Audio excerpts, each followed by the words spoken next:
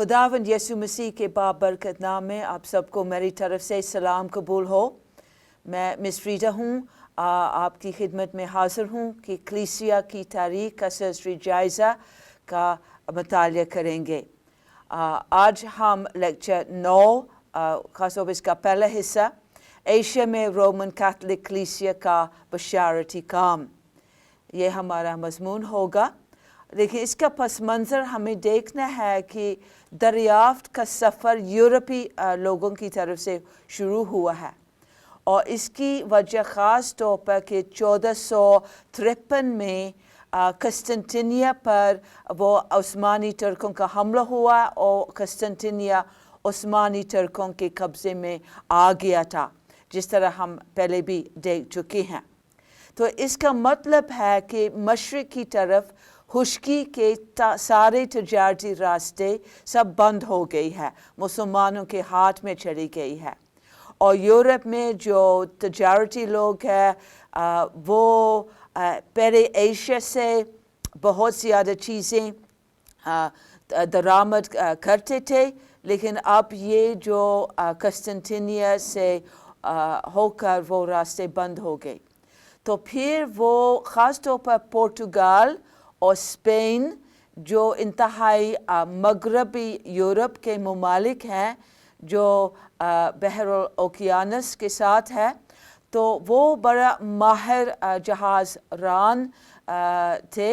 तो वो उनके जहाज़ रान मुतबादल बहरी रास्ते तलाश करने लगे कि किस तरह हम मशरिक़ की तरफ पहुंच सकें। तो सबसे पहले वो अफ्रीका के साहिल से जाते थे और वो शुमाली अफ्रीका से वाकिफ़ थे, लेकिन फिर मगरबी अफ्रीका के साहिल से गुज़र कर जनूबी अफ्रीका तक पहुंच गए और जनूबी अफ्रीका के रास उम्मीद की गिर्द गुम कर गुज़र कर बहरे हिंद में आ गई है और फिर मशरक़ी अफ्रीका के ममालिक में तजारत करने लगी है। तो फिर ये एक तरीक़ा है जिस तरह उन्होंने सफ़र किया है। फिर हम देखते हैं कि उनको पता है कि अंदाज़ा किया गया कि दुनिया गोल है, तो फिर वो सोचते हैं कि अगर हम मगरब की तरफ जाते रहें तो फिर हम मशरिक़ तक पहुँचेंगे। तो इसी उम्मीद से 1492 में क्रिस्टोफर कोलंबस मगरब की तरफ बहरे ओकियानस को पार करके उसने अमेरिका को दरियाफ्त किया है। हकीकत में वो वेस्ट इंडीज़ के जज़ायर में आ गया है और वेस्ट इंडीज़ का नाम भी रखा गया क्योंकि वो समझा है कि वो मशरिक़ में हिंदुस्तान तक पहुंच गया। फिर बाद में पता चला है कि उसने बिल्कुल नए बर आज़म को दरियाफ्त किया है। फिर हम देखते हैं कि 1492 में एक पोर्चुगीज़ शख्स ने वास्को दा गामा बरास्ता रास उम्मीद हिंदुस्तान तक पहुंच गया है। वो भी जनूबी अफ्रीका से रास उम्मीद से गुज़र कर वो बहरे हिंद को पार गया है और हिंदुस्तान में पहुंच गया है। फिर 1510 में जो पोर्चुगीज़ों ने गोवा में तजारती मरकज़ और नौआबादी कायम की है। गोवा जो हिंदुस्तान के मगरबी साहिल पर है और पोर्चुगीज़ लोगों ने कब्ज़ा किया इस पर और नौआबादी बनाई है और तजारत का मरकज़ इंडिया में हिंदुस्तान में किया है। फिर हम देखते हैं कि 1519 से लेकर 1522 तक मजेलन की क़ियादत में उसकी साथियों ने मगरब की तरफ जाकर यानी बहर ओकियानस को पार कर वो आगे बहरुल काहिल में आ गया है और पूरी दुनिया के गिर्द चक्कर करके साबित किया कि दुनिया सचमुच गोल है। उसी सफ़र के दौरान मजेलन जो उनका कैप्टन है वो फौत हो गया है, लेकिन बाकी उसके साथी पूरी चक्कर करके वापस अपने मुल्क पोर्चुगल में आ गए थे। तो इसी तरह इस नक्शे से हम देख सकते हैं कि ये मुख्तलिफ सफ़र जिस तरह अफ्रीका के जनूब में रास उम्मीद से वास्को दा गामा کا سفر ہوا ہے کہ وہ پہلے مغربی ساحل پر آیا، پھر مشرقی ساحل، پھر اسی طرح ہندوستان میں آیا ہے۔ پھر ہم دیکھتے ہیں یہاں کولمبس کے جو سفر ہے جو اسپین سے شروع ہوا ہے ویسٹ انڈیز تک، شمالی امریکہ میں یا وسطی امریکہ میں، اور پھر مجیلن جو جنوبی امریکہ سے گزر کر بحر الکاہل میں آ گیا ہے، پھر مشرق میں وہ آ گیا ہے، فلپائن میں آ گیا ہے، بحر ہند کو پار کیا ہے، اور پھر الٹی طرف سے راس امید کو سے گزر کر واپس بحر الاوقیانوس میں آ گیا ہے اور پورتگال واپس آ گئی ہیں۔ تو اسی طرح وہ اسپین اور پورتگال وہ اس کام میں بڑا ماہر تھے، اور جہاں کہیں وہ جاتے تھے انہوں نے نہ صرف تجارتی مراکز بنائی ہیں بلکہ نو آبادیاں بھی قائم کی ہیں، اور زمینیں اپنے لیے اپنے ملک کے لیے قبضہ کیا ہے، اور اس کی دولت سے بھی امیر ہونے لگے ہیں۔ تو پھر اس میں ہم دیکھتے ہیں کہ جہاں کہیں وہ جاتے تھے وہ ان کے ساتھ مشنری بھی جاتے تھے۔ اور اسپین اور پورتگال دونوں بہت ہی مضبوط یا کٹر رومن کیتھولک ممالک تھے، تو پھر جہاں کہیں وہ جاتے رومن کیتھولک مشنری اور مبالغ وہ ان کے ساتھ گئے تھے۔ اور یہ ایک حصہ ہے کہ اصلاحی کلیسیا جو پروٹسٹنٹ اصلاحی کلیسیا کے رد عمل میں رومن کیتھولک کلیسیا نے کیا جواب دیا ہے۔ تو بس مختصر طور پر اس کے بارے میں ہم دیکھتے ہیں کہ یہ ایک بہت بڑی مجلس منعقد ہوئی ہے اٹلی کے مقام ٹرینٹ پر، جو 1545 سے شروع ہوا ہے اور 1563 تک جاری تھی، اور وہ بڑی کلیسیائی مجلس جو رومن کیتھولک کلیسیا کی مجلس تھی، اور مجلس نے تمام جو رومن کیتھولک کلیسیا کے متنازع عقائد کی تصدیق کی ہے۔ یہ ساری باتیں جس پر پروٹسٹنٹ مسلحین نے اعتراض کیا، سارے عقائد جو جس طرح بائبل میں جو اصافی کتابیں ہیں، مریم کی پوجا ہے، نیک اعمال کے ذریعے سے نجات ہے، مقدسین کے مزاروں پر زیارت کرنا ہے، اسی طرح کی ساری باتیں اس مجلس نے ان کی تصدیق کی ہے۔ یعنی انہوں نے پوری طور پر جو پروٹسٹنٹ کلیسیا کے مصلحین کی تجویز ہے سب کو رد کر دیا گیا ہے، اور اپنے پرانے عقائد پر قائم رہے تھے۔ اور اس کو قائم رکھنے کے لیے انہوں نے ایک تحقیقی تنظیم قائم کی جو انکویزیشن بھی کہا جاتا ہے، لیکن یہ تحقیق کرنا ہے کہ ان کے مذہبی عقائد کیا ہے، اور اس کا مقصد ہے کہ یہ بدعتی مسیحی، اس میں خاص طور پر جو پروٹسٹنٹ، کیونکہ ان کی طرف سے یہ ساری پروٹسٹنٹ مسیحی وہ بدعتی ہیں، یا دوسری بدعتی گروہ ہے، ان کو یہودیوں کو اور مسلمانوں کو تلاش کر کے انہیں زبردستی سے مجبور کریں کہ وہ توبہ کرے اپنی بدعت سے، اپنی دوسری مذہب سے، اور وہ رومن کیتھولک عقیدہ کو قبول کرے۔ تو یہ افسوس کی بات ہے کہ اس تحقیقی تنظیم کے ذریعے سے بہت اعزار رسانی شروع ہوئی تھی پروٹسٹنٹ مسیحیوں کی، اور دیگر مذاہب کے لوگ وہ ان کو زبردستی سے جبر سے ان کو مجبور کیا کہ وہ مسیحیت کو اور خاص طور پر رومن کیتھولک کلیسیا کی مسیحیت کو قبول کرے۔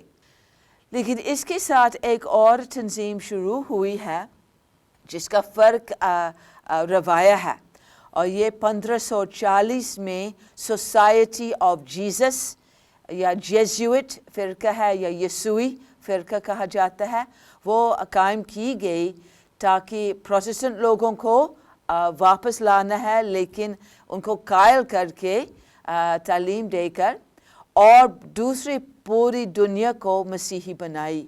یہ دنیا جو ابھی دریافت ہو چکی ہیں یا ہو رہی ہیں، ابھی ان کو پتہ ہے کہ بہت ہی زیادہ ممالک ہے، بلکہ بر اعظم ہیں جن میں کوئی مسیحی نہیں ہے، مسیح کا نام بھی سنایا نہیں گیا۔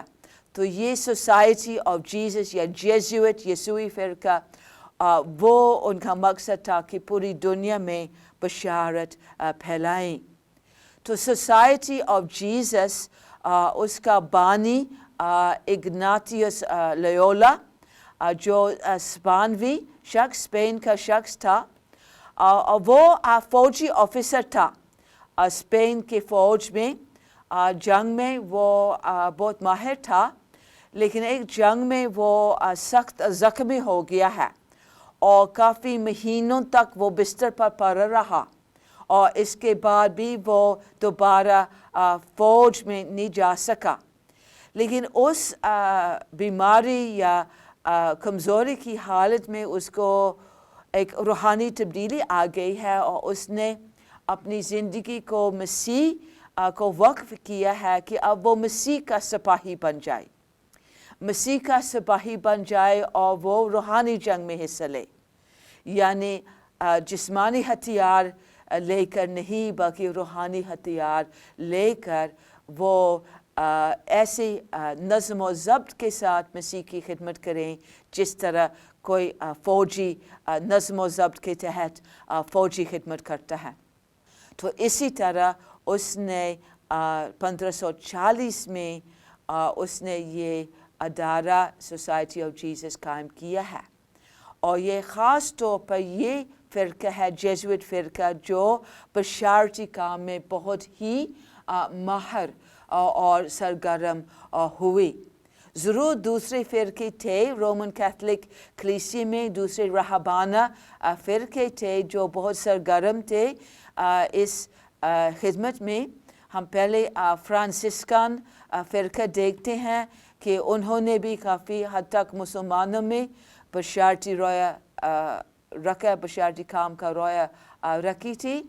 ڈومینیکی فرقہ وہ بھی بشارتی کام میں مصروف ہے، اور کچھ پرانے فرقے تھے رومن کیتھولک چرچ میں، آگسٹینی فرقہ تھا، کرملی فرقہ تھا، اور کچھ اور ہے، کچھ ہے جو ہم بعد میں ذکر کریں گے، آگسٹینی اور کرملی، کیونکہ انہوں نے سندھ میں کام کیا ہے، اور آج کل بھی ڈومینیکی اور فرانسسکن مشنری آج تک بھی پاکستان میں اپنی خدمت جاری رکھتے ہیں۔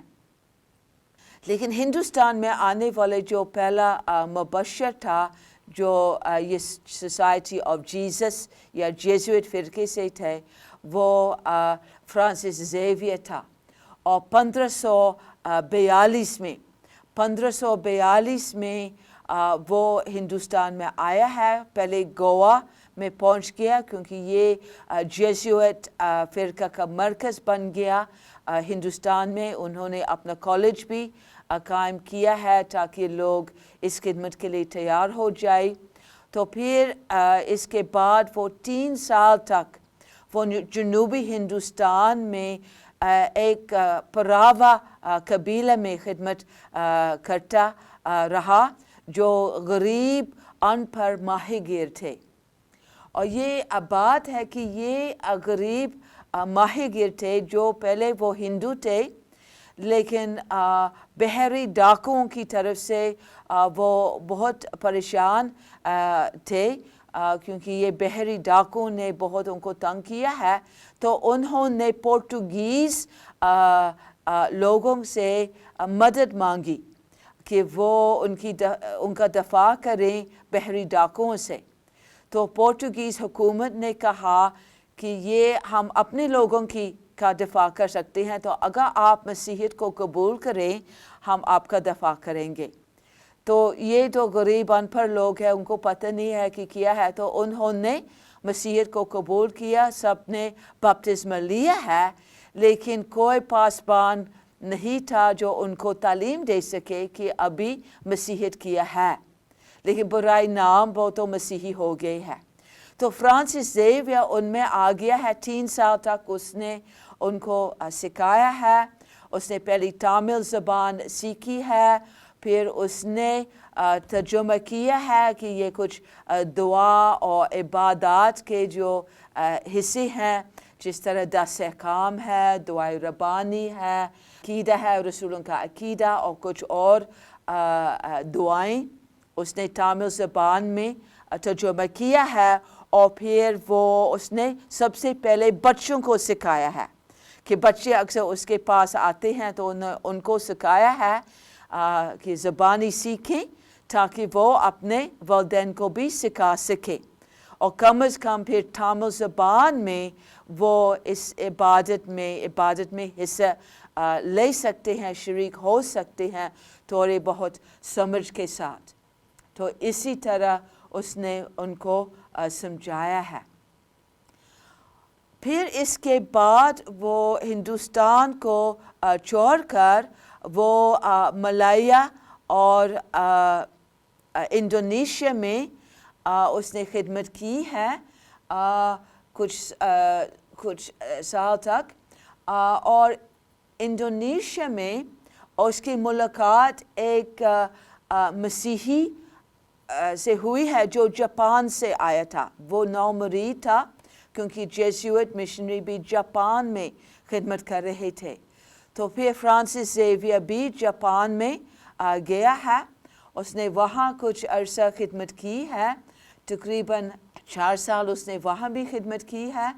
اور وہاں جیسوٹ لوگ کافی کامیابی سے کام کر رہے تھے, خاص طور پہ کہ انہوں نے مقامی لباس اور مقامی رہن سہن اور ثقافت کو اپنایا ہے, اور پھر اسی طرح اسی زبان میں اور اسی طریقے سے طرز سے انہوں نے بشارت دی ہے. تو پھر اسی طرح وہ 10 سال کے اندر جو جیسوٹ مشنری جاپان میں انہوں نے دعویٰ کیا ہے کہ 7 لاکھ لوگ نومرید ہو گئے ہیں, ان کو بپتسمہ دیا گیا ہے جاپان میں. پھر فرانسس زیویئر وہ آگے وہ چین کے ملک کو دیکھتا ہے کہ چین بہت بڑا ملک ہے جس میں کوئی مسیحی مبشر ابھی تک جا نہیں سکا, گیا نہیں ہے, تو وہ ادھر بھی جانا چاہتا تھا. تو پورچوگیز حکومت نے ایک جزیرہ مکاؤ پر قبضہ کیا ہے جو چین کے ساحل پر تھا. تو فرانسس زیویئر وہاں گیا اور وہ چاہتا تھا کہ کسی نہ کسی طریقے سے چین تک پہنچ جائیں, لیکن وہ پہنچ نہ پا سکا, اور پھر مکاؤ ہی میں 1552 میں فوت ہو گیا. تو یہ فرانسس زیویئر وہ 10 سال کے اندر اس نے بہت بڑی خدمت کی ہے ہندوستان میں, ملایا میں, انڈونیشیا اور جاپان میں اس نے بڑی خدمت کی, اور بہت لوگ اس کے بعد میں نقش قدم پر چلنے لگے. پھر ہم دیکھتے ہیں کہ یہ مغلیہ سلطنت جو ہندوستان میں سب سے بڑی سلطنت تھی, اس میں بھی کس طرح مسیحیت آ گئی ہے. اور خاص طور پر ہم 1500 سے 1800 تک ہم دیکھتے ہیں کہ کس طرح مسیحی مبلغین اس بادشاہت میں سلطنت میں آ گئی ہے. مغلیہ سلطنت کا آغاز 1526 میں ہوا ہے, جب بابر جو پہلا مغل بادشاہ اس نے افغانستان ہی سے ہندوستان پر حملہ کیا اور اپنے قبضے میں لیا ہے اور اپنی بادشاہت کو قائم کی ہے. اس کا بیٹا ہمایون تھا, اور پھر بابر کا پوتا اکبر اعظم کہا جاتا ہے, جس نے 1545 سے 1563 تک حکومت کی. اور اس کے دور میں اس نے یہ سلطنت بہت بڑھایا, سندھ پر قبض, پھر سندھ و بلوچستان کو شامل کیا جو پہلے عرب حکومت کے تحت تھا. پھر جنوبی ہندوستان کی طرف، دکن کی طرف، حیدرآباد کی طرف بھی، بنگال کی طرف بھی اس نے سلطنت کو بڑھایا. تو وہ مذہب میں بہت دلچسپی لیتا تھا اور تمام مذاہب میں دلچسپی لیتا تھا. برائے نام تو ضرور تو وہ مسلمان تھا، لیکن وہ ہر مذہب میں دلچسپی لیتا تھا. اس لیے اس نے اپنے دربار میں مختلف مذہبی استادوں کو، مسلم علماء، وہ ہندو پنڈت، سکھ گرو وغیرہ، اس نے ان کو بلایا ہے اپنے دربار میں. تو وہ مسیحیت میں بھی دلچسپی لینے لگا جب بنگال سے ایک فادر صاحب، ایک رومن کیتھولک فادر صاحب آ گیا، فادر جولین پریرا، اس کی دربار میں لاہور میں آیا.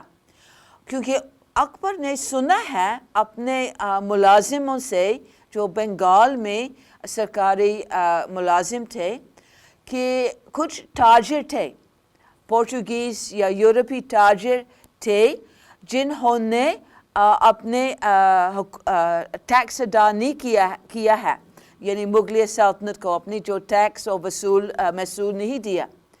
اور ان کے فادر صاحب نے جب وہ اعتراف کرنے گئے ہیں، کیونکہ وہ رومن کیتھولک تھے، وہ اعتراف کرتے تھے اپنے فادر صاحب کے سامنے، انہوں نے اقرار کیا کہ ہم نے ٹیکس ادا نہیں کیا. وہ شاید فخر کرتے ہیں کہ ہم بڑی چالاکی سے ہم نے بچت بنائی، لیکن فادر صاحب نے کہا کہ یہ غلط ہے، یہ گناہ ہے، کیونکہ بائبل میں واضح لکھا ہے کہ حکومت کو ٹیکس ادا کرنا ہے، محصول دینا ہے.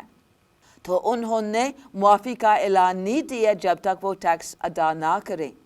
تو یہ بات اکبر تک پہنچ گئے. تو وہ سوچتے ہیں کہ یہ بہت ہی اچھا مذہب ہے جو لوگوں کو ایسا سکھاتا ہے کہ حکومت کو ٹیکس ادا کریں.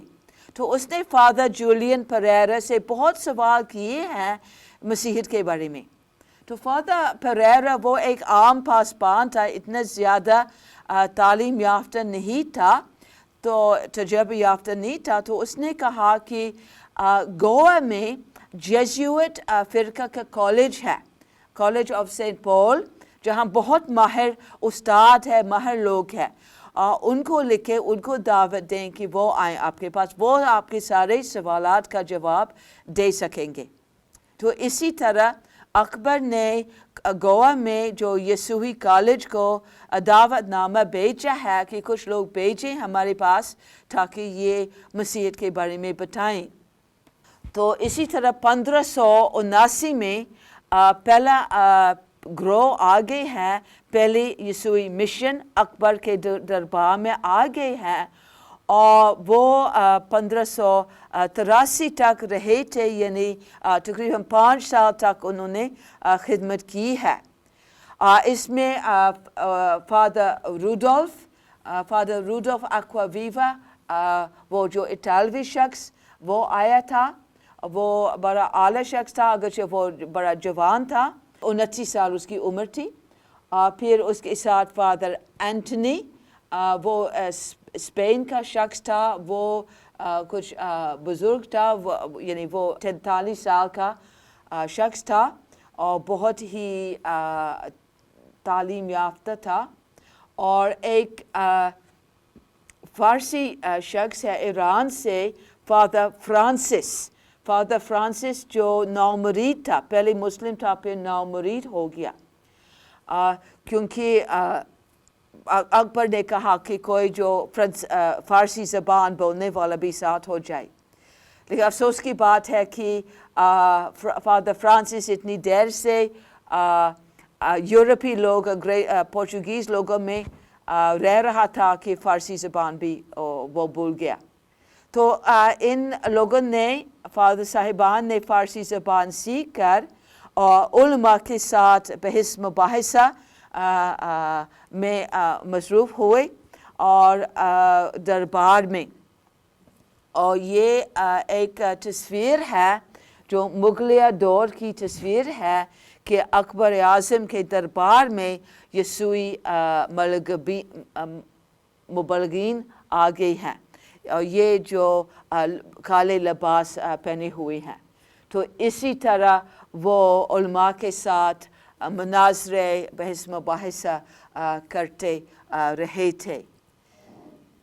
پھر 1583 میں وہ واپس گئے ہیں اور 1590 میں اکبر اعظم نے ایک دوسرا دعوت نامہ بھیجا ہے کہ اور لوگ آئے ہیں گوا سے. تو اسی طرح 1591 میں دوسرا گروہ آ گئی ہے, دوسری یسوعی مشن اکبر کے دربار میں آ گئی ہیں. اسی میں بھی 3 لوگ تھے, فادر ایڈورڈ اور فادر کرسٹوفر اور بردر اسٹیفن.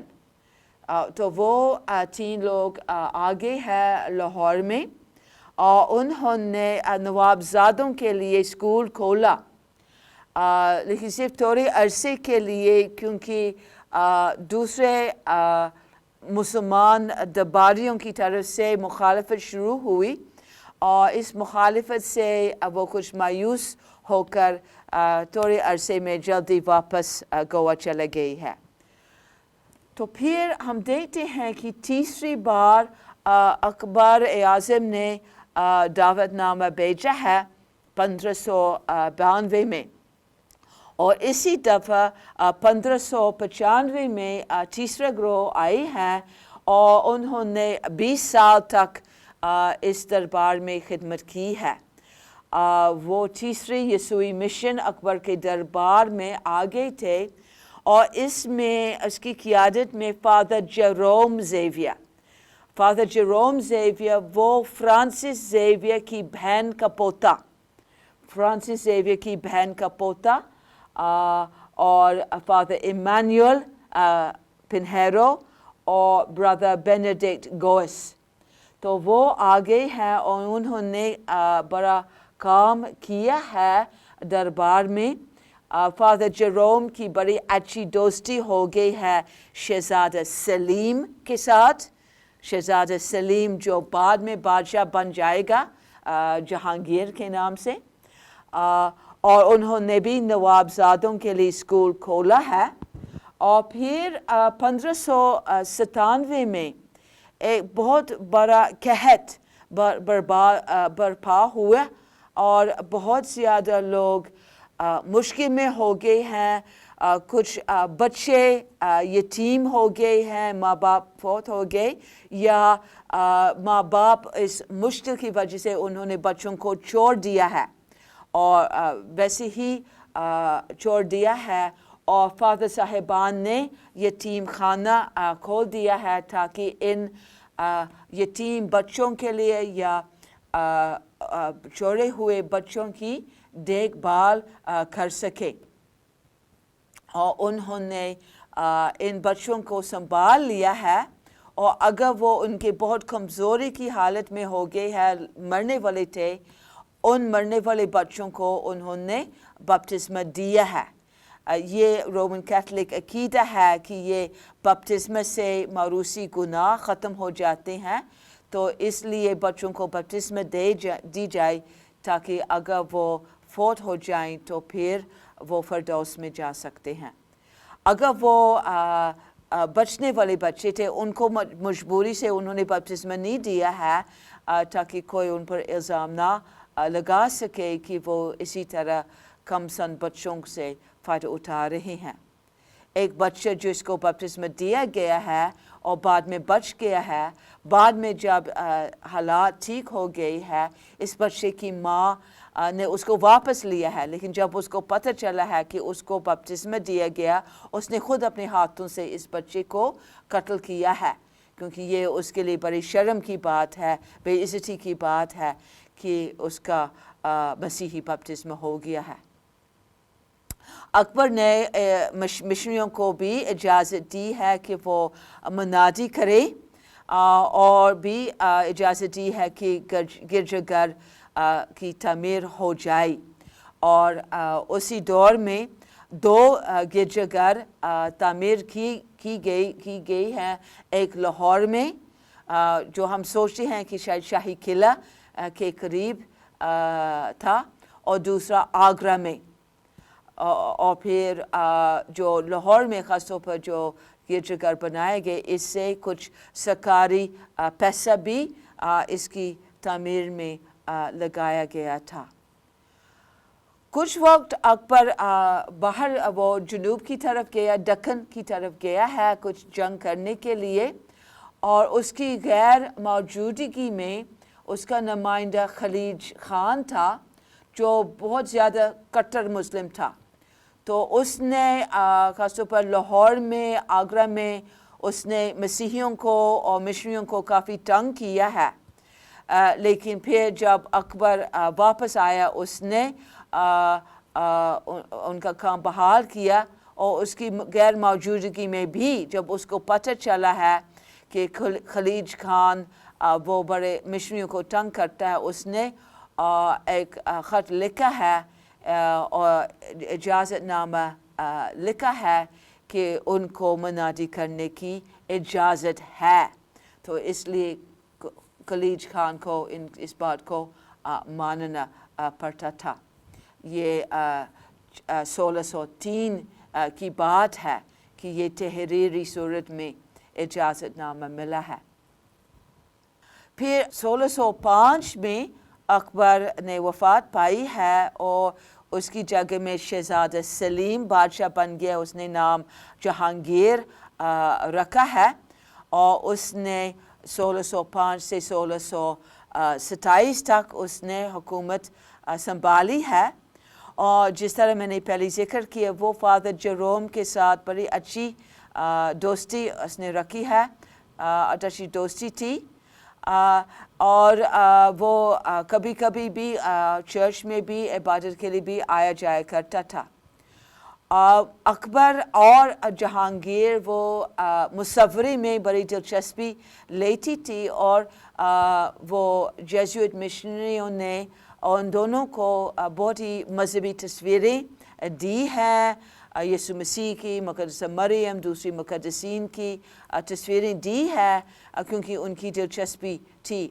اور ان کی دلچسپی، جہانگیر کی دلچسپی اس سامنے کی تصویر میں بھی ہم دیکھتے ہیں کہ ایک تصویر اس نے بنوائی تھی جس میں ایک جس طرح کھڑکی کی طرح دو حصے ہیں، اوپر والے حصے میں خود ہیں، جہانگیر ہے، اور دوسرے حصے میں یسوع مسیح ہے صلیب اتارتے ہوئے۔ تو یہاں تک اس کی دلچسپی ہے۔ فادر جیروم نے اس کو چھوٹی صلیب بھی دی ہے جو وہ کبھی کبھار وہ گردن پر بھی پہنا کرتا تھا۔ لیکن کچھ اس نے بھی اپنے بھتیجے، 3 بھتیجے تھے، اس کا بھائی دانیل جو مرحوم تھا، اس کی 3 نوجوان بیٹوں کو اس نے ان کو کہا کہ وہ بپتسمہ لے مسیحی کے طور پر، ان کو بپتسمہ دیا گیا ہے، لیکن اس کے بعد کچھ تنازع ہوا پورچوگل کے ساتھ۔ ہم دیکھتے ہیں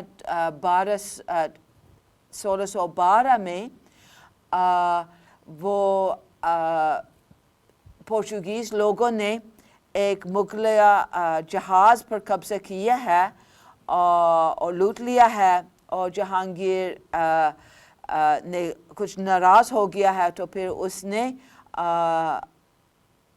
چرچز کو بھی بند کیا ہے۔ تو مغلیہ سلطنت اور پورچوگل کی حکومت کے درمیان جب یہ جھگڑا ہوا ہے، یہ مشنری کام کے لیے رکاوٹ کا باعث بن گیا ہے، اور کچھ وقت کے لیے یہ چرچز بند ہو گیا ہے اور مشنری کاموں پر پابندی لگائی گئی تھی، لیکن کچھ عرصے کے بعد کچھ بحالی ہو گئی۔ لیکن یہ جب یہ نا اتفاقی ہوئی ہے، یہ جو جہانگیر کے 3 بھتیجے انہوں نے مسیحیت کو بھی رد کیا ہے، وہ دوبارہ مسلم ہو گئے۔ سچ مچ یہ ان کی ذاتی قائلیت کی بات بالکل نہیں تھی، یہ بس ایک سیاسی بات تھی کہ پہلے وہ مسیحی ہو گئے، پھر وہ دوبارہ مسلم ہو گئے۔ لیکن تو بھی کچھ لوگ جو حقیقی طور پر قائل ہو گئے ہیں مسیحیت کے لیے، اور انہوں نے بپتسمہ لیا ہے، ایک ہے جہانگیر کا جو سفیر تھا جو گوا میں پورچوگیز حکومت کے ساتھ تھا، مقرب خان، اس نے مسیحیت کو قبول کیا، اس نے بپتسمہ لیا ہے لیکن خفیہ طور پر، چپکے سے، تاکہ دوسرے لوگوں کو پتہ نہ ہو۔ اور اسی طرح اسی دور میں، اسی مشن کے 20 سالہ دور میں تقریباً 700 لوگوں نے بپتسمہ لیا ہے، مسیحیت کے حلقے میں آ گئی ہیں۔ تو پھر جب 1624 میں وہ جھگڑا ختم ہو گئے ہیں اور پابندیاں ختم ہو گئی ہیں، چرچز دوبارہ کھل گئی ہے تاکہ وہ منادی کر سکیں، اور اس میں جہانگیر اور اپنی ملکہ نور جہاں وہ بھی اس چرچ میں عبادت کے لیے آ گئی ہیں۔ لیکن تو بھی 1627 میں جب وہ اس نے وفات پائی ہے، وہ مسیحی نہ ہوا جس طرح مشنوں نے امید رکھی تھی۔ یہ ایک بات ہے کہ اس نے اس جب جھگڑا ہوا ہے پورچوگال کے ساتھ، اس نے برٹش ایسٹ انڈیا کمپنی کو اجازت دی ہے کہ وہ تجارت کریں، اور پھر بعد میں ہم مزید اس کے بارے میں سیکھیں۔ لیکن یہ اس وقت جب پورچوگال کے ساتھ یہ ناراضگی ہوئی ہے کہ 1615 میں برٹش ایسٹ انڈیا کمپنی نے بھی مغلیہ سلطنت میں اپنی تجارت کا کام شروع کیا۔ پھر ہم دیکھتے ہیں کہ سندھ میں کچھ کام ہو گیا تھا، اور 1612 میں سندھ میں مشنری کام ہوا ہے، لیکن یہ جیزوٹ سوسائٹی آف جیزس کی طرف سے نہیں تھا، لیکن کرملی راہبانہ فرقے کی طرف سے۔ اور یہ بات ہے کہ یہ سندھ میں خاص طور پر ٹھٹھہ اور لہری بندر جو بندرگاہ ہے، یہ تقریباً اسی جگہ میں جہاں آج کل کراچی ہے، لیکن اسی زمانے میں کراچی بس ایک چھوٹا سا گاؤں ہی تھا۔ تو اس جگہ میں پورچوگیز لوگ تجارت کرنے کے لیے آئے تھے، لیکن ان کا تعلق ہے فارس کے ساتھ ہے، ایران کے ساتھ۔ تو انہوں نے ایران میں ایک ریکویسٹ کی ہے، درخواست دی ہے کہ کچھ پاسبان ان کے پاس بھیجے جائیں ان کی پاسبانی خدمت کے لیے۔ تو پھر ایران ہی میں کرملی راہبانہ فرقہ خدمت کر رہے تھے، تو انہوں نے کچھ مشنری بھیجے ہیں ٹھٹھہ میں۔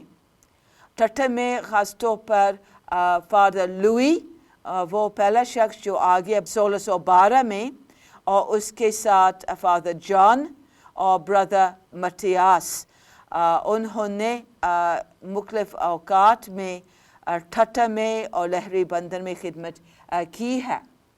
تو فادر لوئی نے چرچ بھی چھوٹا سا چرچ بنایا تھا ٹھٹھہ میں اور لہری بندر میں، اور اس نے دونوں جگہ میں پاسبانی خدمت کی ہے اور بشارتی کام بھی کیا۔ انہوں نے یورپی تاجروں کے بچوں کے لیے اور مقامی نوابزادوں کے لیے اسکول بھی کھولا ہے ٹھٹھہ میں، اور یہ 2 گرجا گھر بھی تعمیر کیے گئے ہیں ٹھٹھہ میں اور لہری بندر میں۔ تو انہوں نے کافی کام کیا ہے، لیکن 1622 میں فادر لوئی نے اپنی وفات سے کچھ دیر پہلے اس نے 3 نو مریدوں کو بپتسمہ دیا ہے، جن میں ایک ہندو تھا اور 2 مسلم تھے۔ تو پھر کام بہت آہستہ آہستہ چلتا تھا، اور پھر حقیقت میں وہ سارے عرصے میں صرف 10 لوگ نو مرید ہو گئے، 10 لوگوں کو بپتسمہ دیا گیا ہے، اور وہ مخالفت کی وجہ سے وہ مجبور ہوئے کہ گوا میں جائیں اور پناہ لیں۔ تو اسی طرح کچھ کام ہوا ہے، لیکن ایک مسئلہ بن گیا ہے کہ بعد میں ایک اور گروہ اوگسٹینی راہب آ گئے ہیں، اور وہ کہتے ہیں کہ گوا کے جو آرچ بشپ کی طرف سے ہمیں اجازت ملی ہے کہ ہم یہ کام سنبھالیں۔ تو یہ تھوڑا سا نااتفاقی ہوئی ہے کرملی مشنری اور اوگسٹینی مشنری کے درمیان، اور کچھ نااتفاقی ہوئی جو وہ بھی رکاوٹ کا باعث ہوئی۔ پھر اس کے بعد 1628 میں شاہ جہاں بادشاہ بن گیا جہانگیر کے بعد، اور اس نے وہ بالکل اپنے باپ کی طرح نہیں تھا، وہ بڑا کٹر مسلمان تھا، اور پھر اس نے مسیحیوں کو کوئی ان کی طرفداری نہیں کی ہے، بلکہ ان کے خلاف تھا، مخالفت کرتا تھا۔ اس کی ایک بھی وجہ ہے کہ بنگال میں پورچوگال کے خلاف جنگ ہو رہی تھی، اور اس نے جو پورچوگیز کے نو آبادی پر بھی قبضہ کیا ہے، اور کافی لوگوں کو گرفتار کیا ہے، اور اس نے 1632 میں اس نے حکم دیا ہے کہ سارے جو گرجا گھروں کو نہ صرف بند کیا جائے بلکہ ڈھا دیے جائے۔ تو اس لیے بھی ہمیں پتہ نہیں لاہور میں یہ کہاں چرچ تھا، کیونکہ یہ بالکل نیست و نابود ہو گیا تھا۔ تو یہ لاہور میں، ٹھٹر میں اور لہری بندر میں یہ تینوں گرجا گھروں کو ڈھا دیے گئے ہیں، اور صرف آگرہ میں جو گرجا گھر وہ محفوظ تھا۔ پھر ہم دیکھتے ہیں کہ یہ لاہور میں کچھ خدمت جاری رہی تھی فادر جوزف کے ساتھ۔ فادر جوزف نے مسیحیوں کی پاسبانی خدمت کی ہے، لیکن 1646 میں وہ بھی فوت ہو گیا ہے، اور اس کے بعد وہ ان کا کوئی پاسبان نہیں تھا۔ اور اس کے بعد شاہ جہاں کے بعد اورنگزیب عالمگیر آ گیا ہے۔ اس نے حقیقت میں اپنے باپ سے بغاوت کر کے قبضہ کیا ہے، تخت کو چھین لیا ہے، اور لیکن اس نے تقریباً 50 سال تک اس نے بادشاہت کی ہے، اور وہ بہت ہی کٹر مسلمان تھا، اور ساری غیر مسلم مذاہب کو منع کیا گیا ہے۔ ساری اسکول جو دوسرے مذاہب کو سکھاتے ہیں وہ بھی بند ہو گیا ہے، اور سندھ میں فادر پطرس اور فادر کرنیلیس خدمت کرتے رہے تھے شاہ جہاں کے دور میں بھی اور اورنگزیب کے دور کے شروع میں، لیکن 1669 میں ٹھٹر میں یہ مشن اسکول بند کر دیا گیا ہے، اور تھوڑے عرصے بعد جب آخری پاسبان چلا گیا ہے تو یہ سندھ میں بھی بند ہو گیا۔ تو اب ہم دیکھتے ہیں کہ اگرچہ کافی امید ہوئی تھی اکبر کے دور میں، جہانگیر کے دور میں، کہ کلیسیا قائم ہو سکیں، ترقی ہو سکے، شاید بادشاہ بھی مسیحی ہو جائے، وہ سارے امیدیں جاتی رہی ہیں، اور شاہ جہاں اور اورنگزیب کے دور میں سخت مخالفت ہو گئی ہے، اور وہ بالکل ناکام رہے تھے۔ تو اسی طرح جب اورنگزیب کا دور ختم ہو گیا 1707 میں، جو موجودہ پاکستان کے علاقے میں کم از کم کوئی مسیحی کام نظر نہیں آتا ہے، کوئی مشنری نہیں ہے، کوئی چرچ نہیں ہے، اور تقریباً کوئی مسیحی نہیں ہے، صرف چند ایک غیر ملکی مسیحی رہ گئے، باقی سب کچھ ختم ہو گیا ہے۔ اور اگلی دفعہ ہم تھوڑا سا دیکھیں گے کہ ان کی کیا وجوہات ہے، لیکن ہمیں سوچنا ہے کہ آگے کس طرح جانا ہے۔ تو اگلی دفعہ ہم اس پر بھی غور کریں کہ ان کی ناکامی کی وجہ کیا ہے، تاکہ ہم اس سے سیکھیں اپنے بشارتی کام کے لیے۔ اب خدا آپ کے ساتھ ہو، آمین۔